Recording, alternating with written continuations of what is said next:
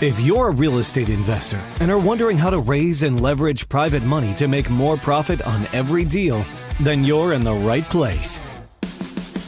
On Raising Private Money, we'll speak with new and seasoned investors to dissect their deals and extract the best tips and strategies to help you get the money, because the money comes first. Now here's your host, Jay Conner.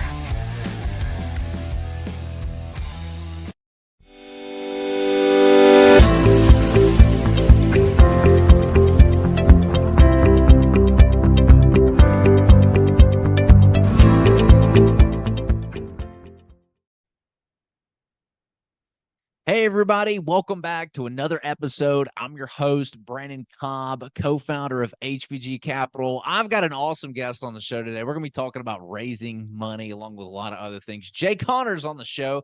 He's been in the investing game since 2003. He's rehabbed over 450 homes. He makes on average over $71,000. He's completed over 52 million in real estate transactions. He's consulted one-on-one with over 2,000 investors. He's a leading expert on private money and raising money. So if you're in a position where you need to raise money for your business, especially real estate, you're going to want to listen to this.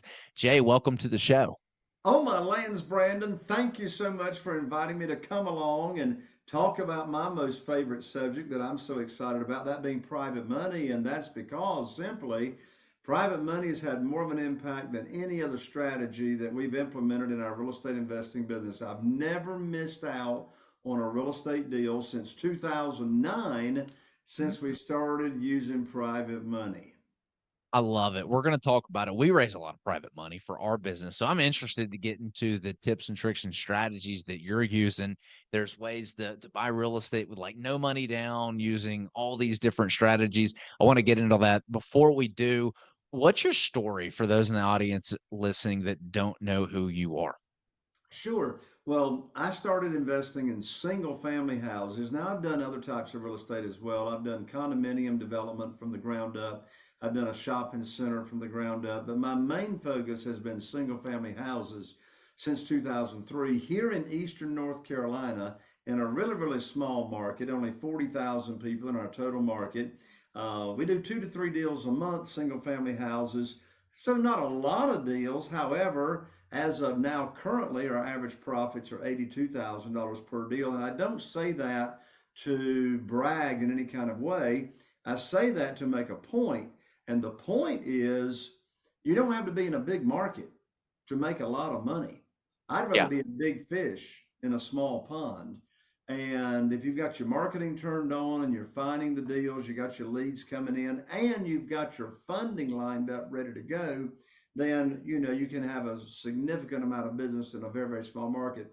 In fact, there's an argument to be made that you're really, really in a much better position if you're focused in a smaller market than competing with all those other real estate competitors, in big markets, et cetera. But anyway, I digress. So I started investing in single family houses in 2003. From 2003 until 2009, to fund my real estate deals, Brandon, all I knew to do was go to the local bank and get on my hands and knees and put my hands underneath my chin and, raise my skirt up so the banker can look at all my personal assets and pull my credit score and all that stuff, and borrow money from the local bank. When I was doing that, the bank made the rules. They set the interest rate, they did all the underwriting and et cetera, which of course, that's what we understand is the normal way that you borrow money. Well, that worked out fine from 2003 until January 2009. And Brandon, in January 2009, I picked up my phone. Believe it or not, we still have handsets here in North Carolina with cords attached to them. Most people don't even know what that is. For those just listening, he's got a phone sitting by his desk that's got like the cord attached to it. So I picked up the phone and I called my banker. His name was Steve. This was January 2009. Now, bear in mind, Steve and I have been doing a lot of business from 2003 until January 2009. We did a ton of deals. He had funded a bunch of real estate houses for me. Anyway, I had 2 deals under contract. I called up Steve to tell him about the 2 deals, the numbers, et cetera, which Steve and I had this conversation many, many times. Well, I learned like in just a few seconds, that my line of credit had been closed with no notice to me. I wish I'd known ahead of time before I put houses under contract and tied up earnest money, et cetera. Well, I learned that my line of credit had been closed. And I said to Steve, Steve, what in the world are you talking about that you've closed my line of credit? I got a great credit score. We got a great relationship, never late on payments. We got a 6-year history here. What do you mean you're shutting down my line of credit? And Steve said, Jay, don't you know there's a global financial crisis going on right now? I said, no, but you just gave me a financial crisis right now by not funding my 2 deals, and I don't have any other way to fund them.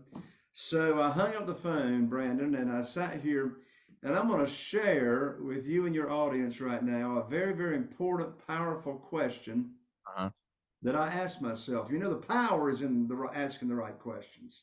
Mm-hmm. And I asked myself this question, and the question I'm going to share will help anybody fix any problem they've got going on in their life. I don't care if it's financial, relationships, health, career, it don't matter. Whatever your problem is, here's the question to help fix your problem. And by the way, an abundant mindset says there's always an answer.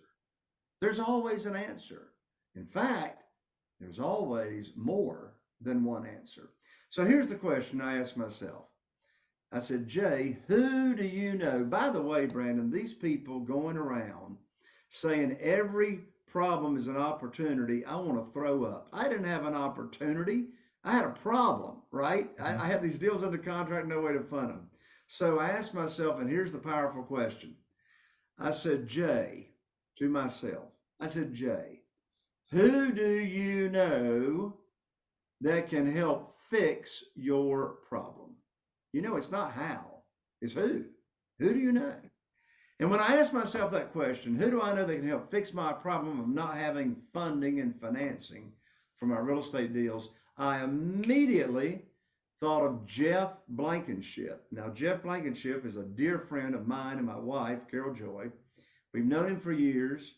And in 2009, he was living in Greensboro, North Carolina, and he was investing in real estate. So I called up Jeff and I told Jeff my problem.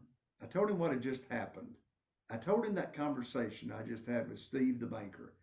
And immediately Jeff said, well, welcome to the club, Jay. I said, what club? He said, the club of losing your line of credit at the bank. My bank just cut me off last week. I said, oh, Lord, I've called the wrong person. He's in the same boat I am. I said, well, Jeff, what you going to do to fund your deals? He said, well, have you ever heard of private money? I said, no. He said, have you ever heard of self-directed IRAs and how individuals can loan money to real estate investors from their retirement accounts and earn interest either tax deferred or tax free? Yeah. I said, no, I never heard of that. So I knew Jeff had told me something. So I hung up the phone and I researched private money. I researched how people can have a self-directed IRA and loan money out to real estate investors. So what did I do? First thing I did is I put my program together. My what? My program. I put that together to where I was going to teach people in my warm market, people I've already got connections with, I go to church with, go to the Rotary Club with, etc. I could teach them what private money is and how they could earn high rates of return safely and securely. So let me stop right there. Here's a really, really important learning point that I had to learn. You see, when you borrow money from the bank or hard money lenders for your real estate deals, they make the rules. They are the underwriter, which that sounds right. If you're loaning the money, you ought to make the rules. That's traditionally what we think. They set the interest rate, they set the frequency of payments, they set the length of the note, etc. But in this world of private money, the lender doesn't make the rules. We, as the borrower, make the rules, and that is a 180-degree shift going in the opposite direction. You see, we're not asking, begging, chasing, persuading, or trying to talk anybody into loaning us money. You see, here's what's interesting, Brandon. I've never asked anybody for money since January 2009. I've never asked anybody for money.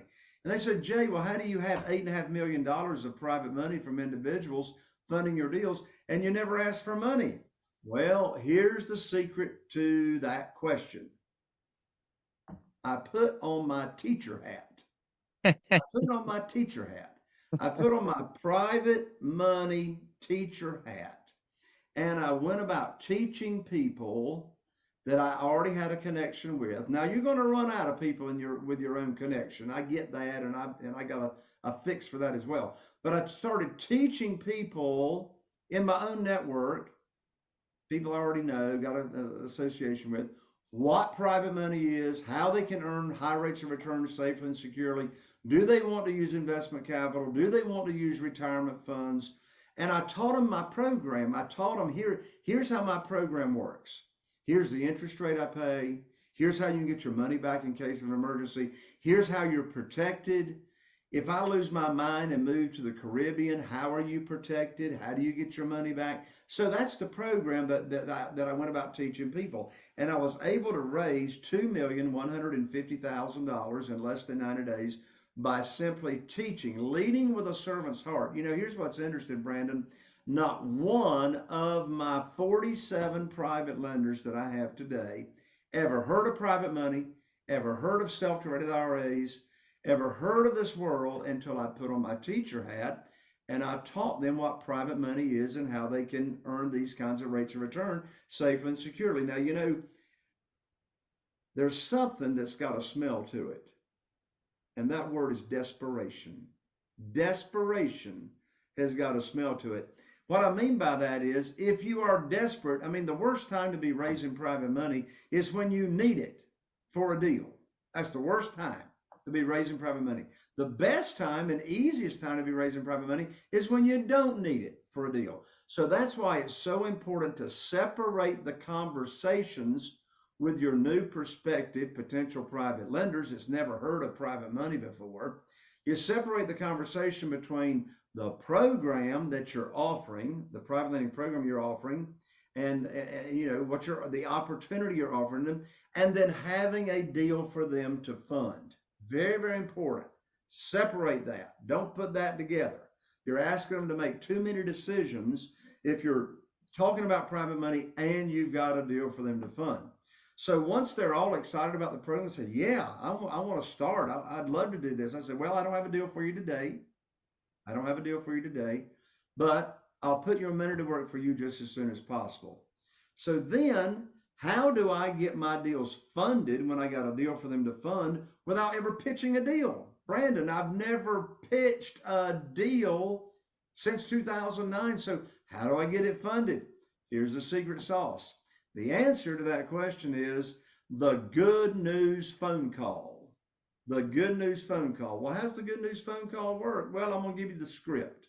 I'm going to give you the script right now. So, Brandon, let's say you're one of my new private lenders and you've told me you've got $150,000 to work with. And, you know, I've told you I'll put your money to work for you just as soon as possible. And let's also assume it's not liquid capital. Let's assume that it's actually retirement funds. And I've introduced you to the self-directed IRA company that I recommend, and you've moved those retirement funds from a 401k or wherever over to the self-directed IRA company. Now you've moved it over there. It took you a couple of weeks to get there. Now you're ready to fund my first deal. You're ready to go. You're just waiting for the phone call. So I call you up with my handset telephone right here. I call you up and you answer the phone and we have a little chit chat. And then here's exactly what I say. I say, Brandon, I've got great news for you. I can now put your money to work. I've got a house over here in Newport, North Carolina, under contract to purchase. It's got an after repaired value of $200,000. The funding required for the deal is $150,000, and of course that matches up to what you've got set aside over there at the self-directed IRA company. And the closing is going to be next Friday. So, Brandon, I'm going to need you to have your funds wired, your $150,000 wired to my real estate attorney's trust account, because that's who's handling the closing, by next Thursday. And I'm going to have my real estate attorney email you the wiring instructions. End of conversation. Notice I didn't ask Brandon, do you want to fund the deal? That's the most stupid question in the world. I would ask Brandon, of course. Brandon wants to fund the deal. He's moved that money over to the retirement self-directed IRA company that I recommended. Brandon's not making any money, any interest on that money until he invested. So Brandon has been waiting for my phone call. And of course, I'm not going to bring a deal for Brandon to fund that doesn't meet the criteria of the program that I already taught him. So you see how this lays out sequentially in time. Teach the program. They tell you how much they got to work with. They give you a verbal commitment. This is how much I want to start with. By the way, they always have more than they tell you initially. And then you call them up with a good news phone call and you put their money to work for them. It's that simple. You see, the biggest mistake that I've witnessed and observed with new real estate investors raising money is they talk too much and they try to talk people into doing something. And you know what? That's not the way to go. I've got 1 foot out the door the whole time that I'm sharing and teaching my program because there's more money than there are deals. Mm-hmm. Wow, that's incredible. A big thing that you said there is leading with a servant's heart. You would go and teach how to lend money and what to look for. What did that look like? Walk us through that. How did you get that set up? How did you market that teaching and how did you structure it? Yeah. So there's multiple ways to get the word out, right? As to let people know that this opportunity exists. So obviously there's one-on-one. You can meet somebody at the coffee shop and tell them about the program. You can leverage your time. I raised $969,000 at one private lender event. What did I do? I booked the Dunes Club, book the nicest place you can. You're going to feed people lunch. And I invited about 20 people to the luncheon, and I had my CPA there and my realtor there and my realtor there and my real estate attorney I had there. And at this luncheon, I fed them lunch. And then I took about 30 minutes and I presented my private lending PowerPoint presentation that I put together that teaches the program. What's the interest rate they can earn? How they can get their money back in case of emergency? What's the maximum loan to value, etc. So I teach that. Well, at the end of that luncheon, I ended up with $969,000 pledged from different people that were interested in moving forward. So one-on-one. I also recorded a 16-minute audio called Stress-Free Investing that now I just email out. I can text it, to potential private lenders. I record that audio for my members and students as well. And so I'll share a short story. How in the world did I get my first $250,000 from a private lender when I put my program together? Well, here's the short version. It was on a Wednesday night at 7:30. Carol Joy and I go to the Morehead City Church of Christ on Barber Road here in Morehead City. And I went there and I walked in the foyer and I was looking for a gentleman named Wayne. I'd known Wayne for a number of years. And I walked up to Wayne before Bible study started and I said, Wayne, I'd love to talk to you for a few minutes after Bible study. If you got a few minutes. He said, sure. So we got together after Bible study. We went down to the nursery there in the church building. And here's exactly what I said to Wayne. Remember, I never beg, chase, persuade, sell. What do? In this case, I'm going to share a very magical phrase. It's called, I need your help. I need your help. So let me tell you exactly what I said to Wayne. Never ask for money. So I started talking to Wayne. I said, Wayne, you know everybody in this town. And he did. He was the original Zenith television dealer. If you don't know who the Zenith television dealer is, you're just too young to remember life before Walmart. That's all I can say. But anyway, I said, Wayne, you know everybody in this town, and he did. I said, here's what I need your help with.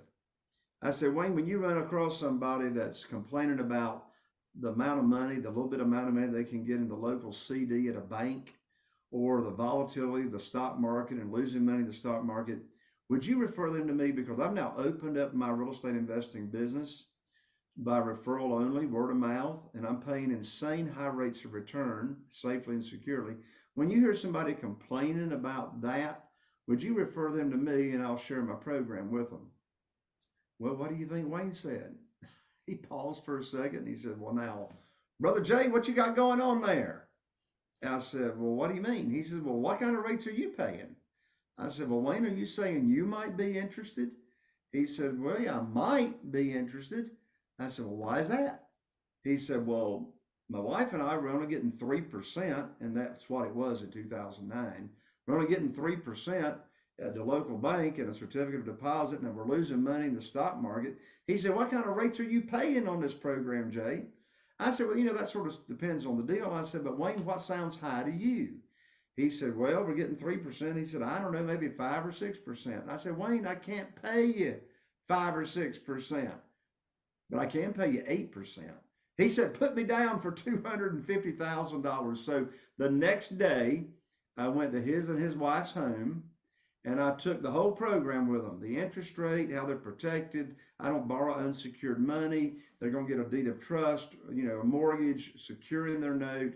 My maximum loan to value is 75% of the after repaired value. I didn't say 75% of purchase. I always bring home a big check when I buy the house.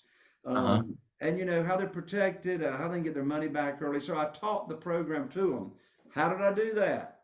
By having my teacher hat on, right? I'm not chasing, begging, right? I'm sharing, I'm teaching.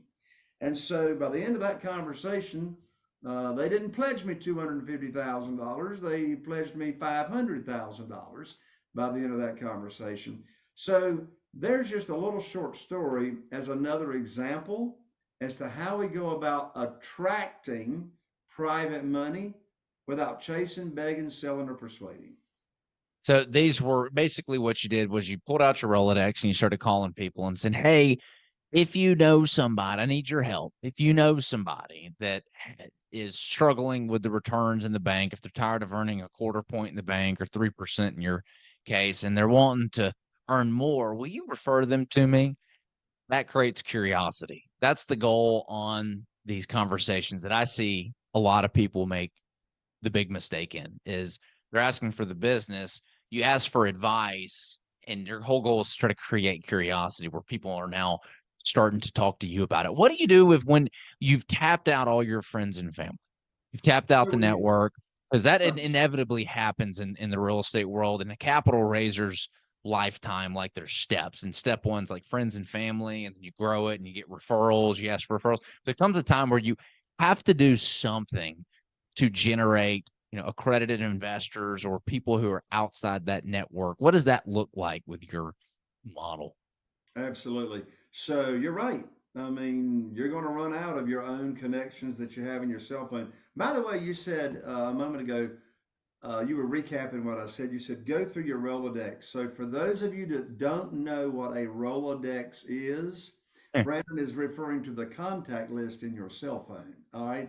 So yeah, just in case there's like some youngins listening. I'm a millennial, and I was kind of getting phased out of that whole Rolodex thing that's by your desk, and you sort through the cards and the business cards on it.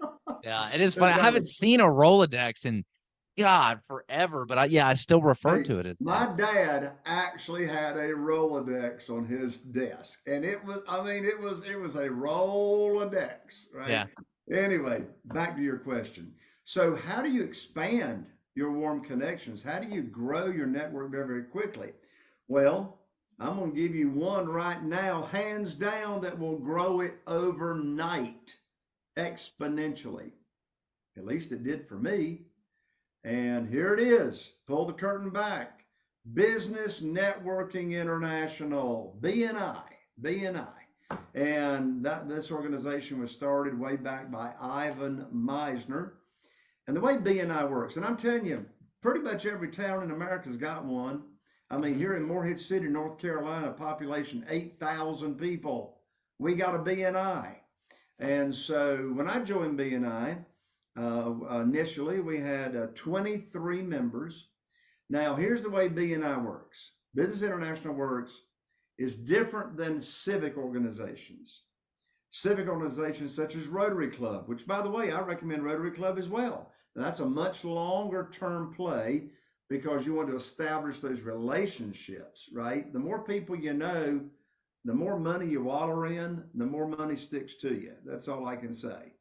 The larger your network has got a direct correlation to your net worth. Correlation between your network and your net worth. Nonetheless, back to BNI, Business Networking International. This organization was created for the purpose of leading with a servant's heart in your local chapter and giving your local, your other members of the BNI chapter leads for their business.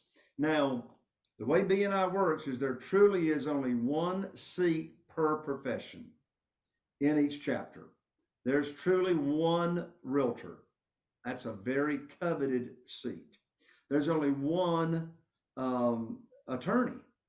There's only one general contractor. There's only one plumber, one electrician, one HVAC, one home, what do they call that stuff? Oils, essential oils. Those ladies that sell essential oils and have home parties. There's only one essential oil lady, right? So on and on and on and on. There's only one water softener company, all right, representative. So now you come into BNI as the real estate investor. I promise you, when you go to your local BNI, there's not another real estate investor in the group. You're it. You're the only real estate investor, right? And so you join the group. The purpose is lead with a servant's heart and give your fellow members leads. Well, my lands, if you're a real estate investor, how many leads are you going to be giving that crowd of people? A bunch, if you're doing any kind of business. So what are you asking them to do? You're asking them to send you leads for people that are not happy with the returns they're getting on their investments. And so you've got a private lender investment opportunity. And once a week, you got 60 seconds to let your other members know who you're looking to get in front of. Well, a lot of times I'll tell my local members, I'm looking to get in front of retired people or somebody that's getting ready to retire. So I can talk with them about how self-directed IRAs, work. I mean, people they'll say, Jay, how do I start making my list of new private lenders? Well, look in your cell phone and make a list of everybody that's retired in your cell phone. Well, there's a pretty good chance they got retirement funds. And in today's market, I promise you there's a good chance they're not very happy with what's going on with their retirement funds. So BNI will explode. I've gotten millions of dollars in new private money from just my fellow BNI members referring people to me that were looking to get high rates of return safely and securely. So there's many other ways to expand your warm market, but that one tip right there will blow you up. Go out, Business Networking International. I like that. It's like a little mastermind group that's kind of local, that they've got a lot of chapters across the country then. So you're going out. Yeah, just go to BNI.com and you can look up your local area. Okay. I know that you've got a new 7-day private money raising challenge. Can you tell us more about that? I'm so excited about it, Brandon. This is hot off the press. This is called privatemoneychallenge.com, privatemoneychallenge.com. And the way this works is it's 7 days. It's a 7-day series of videos that I just hot off the press, just recorded. And each video is only 15 to 20 minutes long. So it's very, very easy to digest. So when you enroll in privatemoneychallenge.com, you'll immediately receive in your inbox, in your email, the first video training. And then the next 6 days in a row at 9 a.m. Eastern time, you'll receive the subsequent video trainings. I'll tell you what, it's very engaging. I'm right there on the video talking with you. I give you just a little bit of homework each day, so to make sure you're learning the information. And it's a great way, foundational way to get started on attracting private money for your real estate deals. If you've never done private money before. And so let's make sure everybody understands, what do we mean by private money? This is not institutional money. This is no banks. This is not hard money lenders. This is getting money from individuals, human beings just like you and me. And of Yeah. course, the big reason as to why you need private money is that if you're buying real estate deals that are off market, Yeah. that are for sale by owners, you're missing out on the majority of the deals if you don't have the cash ready to go, because that's what the majority of the people require. One thing I want to make sure that we cover here, because the SEC, the Security and Exchange Committee that kind of regulates raising capital. There's laws around some of this stuff. What can capital raisers do to stay compliant? Because there's some people that have an opinion that you're going out and you're selling a security on something. How do you navigate the compliance waters to make sure that you don't end up in jail or do something wrong? Sure. So there are at least three different ways to raise private money structurally, as far as how you structure it. There is syndication, which you normally syndicate and raise private money when you are doing a multifamily or a commercial type deal. You would hire a securities, an SEC attorney to draw up Hmm. the private placement memorandum for that. So there's syndication. There's also, you can draw up a fund to where private lenders can invest in a fund, and then that fund, invest in different properties.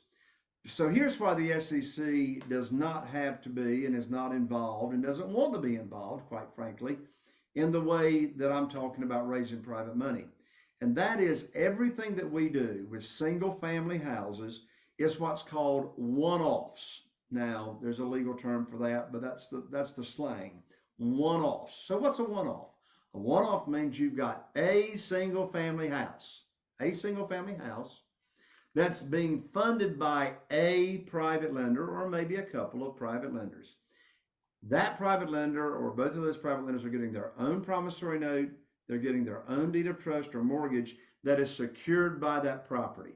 So no syndication, no funding, no fund raising for a fund. It's a one-off. It's that private lender that is funding that single family house, not an SEC compliance issue. Okay. So because there's a one-on-one type of structuring there, one investor, one house, that's I guess there's some in the SEC language that doesn't fall under what they would call like a security then. Correct. Correct. Wow, this is really interesting. So tell us a little bit more, like, well, what do you unpack in the 7-day program? Oh, wow. Well, one of the days I'm doing something brand new that I've never done before, and that is I go through an exercise, and there's a document for the viewer, the enrollee, to download. And what I teach is your freedom number. Now, what the freedom number is how much money you need to have or have coming in for you to not only pay for your current bills and lifestyle that you have right now, but also I help you create, well, what is the new lifestyle you want to live? What do you want your life to look like? Yeah. How is it that you want to be free? And that's why people get into real estate. So first we create that, but then I reverse engineer during the exercise, and I have the enrollee in the private lender, the private money challenge. We're going to figure out how much private money you need to raise in order to do the number of deals that you want to do in your local area.